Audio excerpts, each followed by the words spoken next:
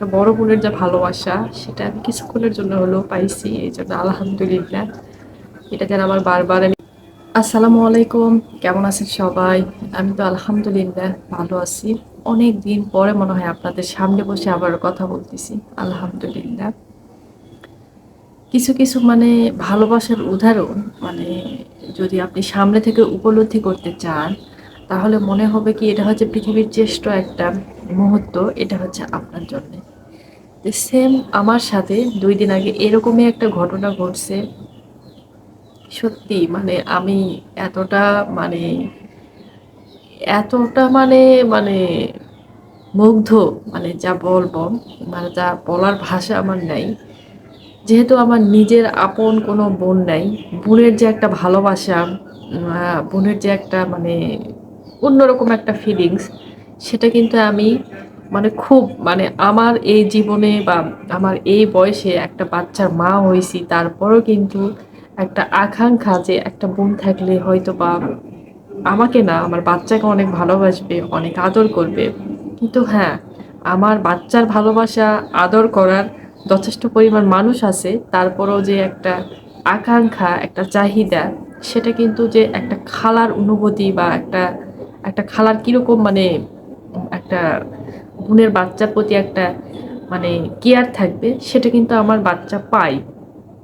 যদি বা এটা কম সময়ের জন্যে, সেটা হচ্ছে আমার একটা ছোট খালাতো বোন আছে, তার কাছ থেকে কিন্তু যথেষ্ট পরিমাণ আমার ছেলে ভালোবাসা বলেন, যা কিছুই বলেন না কেন, সেটা কিন্তু পাই। কিন্তু আমার দিক থেকে আমি যতটুকু মনে করি একটা বড় বোনের যে ভালোবাসা এরকম হয়, এটা সত্যিই আমি এরকম কখনোই মানে পাই নাই আর কি।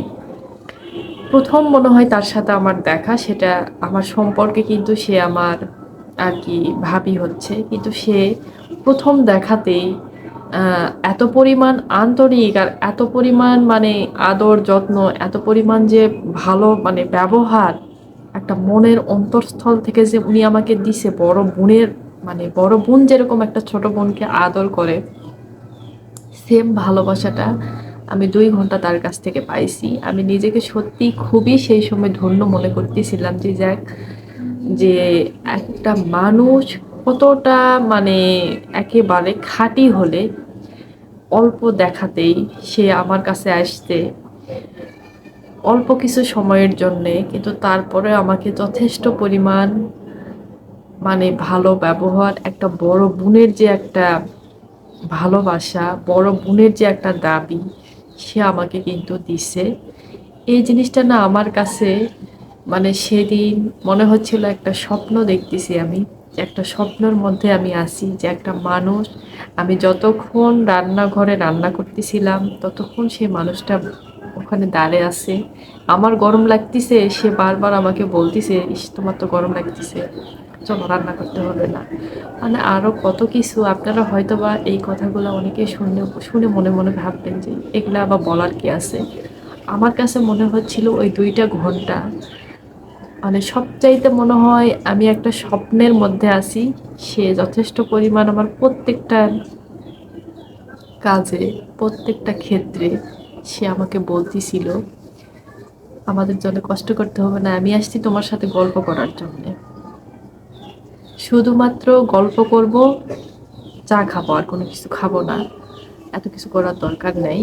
কিন্তু ওনার যে প্রত্যেকটা কথা, প্রত্যেকটা মানে কাজ, প্রত্যেকটা যাওয়ার সময় যে কথাবার্তাগুলো যে উনি আমাকে বলল, আমি সত্যি মুগ্ধ হয়ে তার দিকে তাকিয়েছিলাম যে একটা মানুষ প্রথম দেখাতেই একটা মানুষকে এভাবে কি ভালোবাসতে পারে।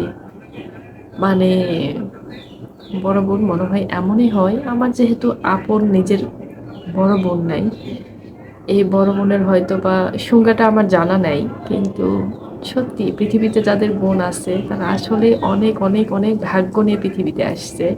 কিন্তু সেই ভাগ্য ছাড়া হয়তো বা মানুষ আমি, যে আমার নিজের বড় বোন নেই।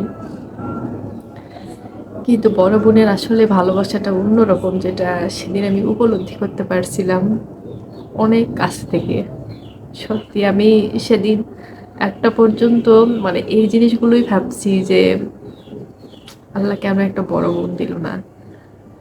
হ্যাঁ, আমার বড় ভাই আছে, যথেষ্ট পরিমাণ আমাকে ভালোবাসে, কিন্তু তারপরও পার্থক্যটা কিন্তু থেকে যায়। সে ছেলে, আমি মেয়ে।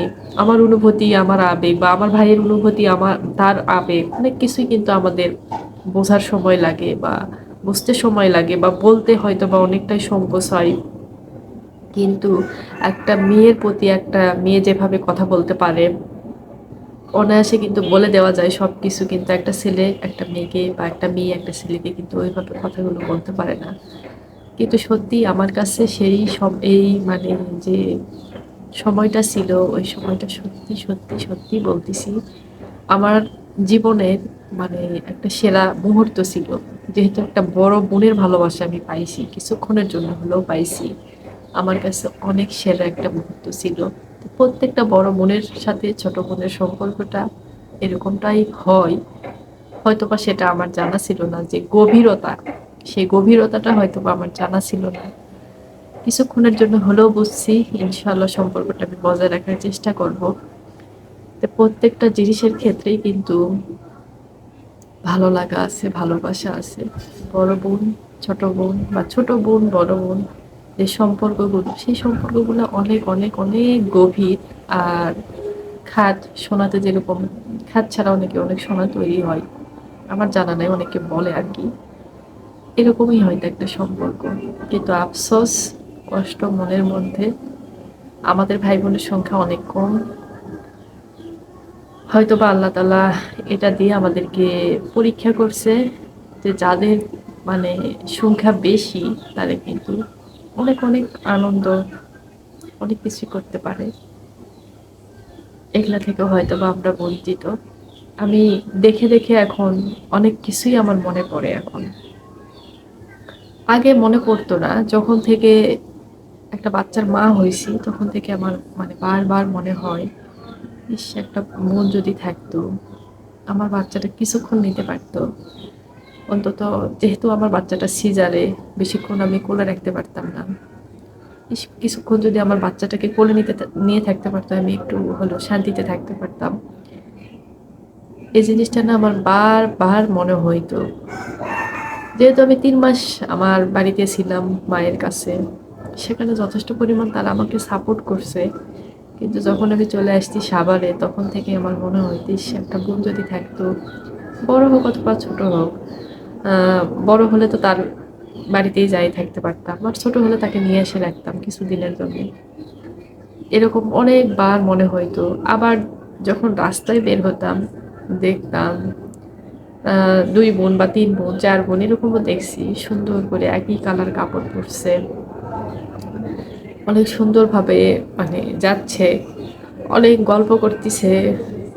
এগুলা দেখে না আমার খুবই খুবই মানে মনে হইতে ইস যদি থাকতো। আবার সেম এরকম হয়েছে, আমি যাচ্ছি বাড়িতে, বাসের পিছনে হয়তো দেখা যাচ্ছে 2 বোন গল্প করতেছে। এগুলো শুনে না অনেক ভালো লাগতো, আর নিজেকে নিজে বুঝাইতাম যেটা নাই সেটা নিয়ে কখনোই আফসোস করতে নেই। তো পৃথিবীতে প্রত্যেকটা জিনিসেরই কিন্তু জোড়া থাকা দরকার।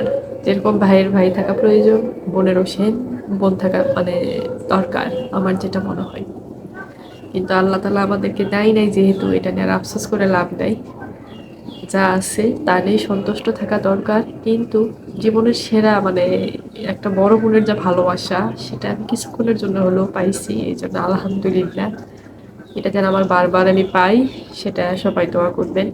অনেক কথা বলে ফেললাম, কথার মধ্যে যদি ভুল ত্রুটি হয় অবশ্যই সবাই ক্ষমার দৃষ্টিতে নেবেন। আজকের মতো বিদায় নিচ্ছি, ইনশাল্লাহ পরের কোনো ভিডিওতে আবার কথা হবে। আল্লাহ হাফিজ।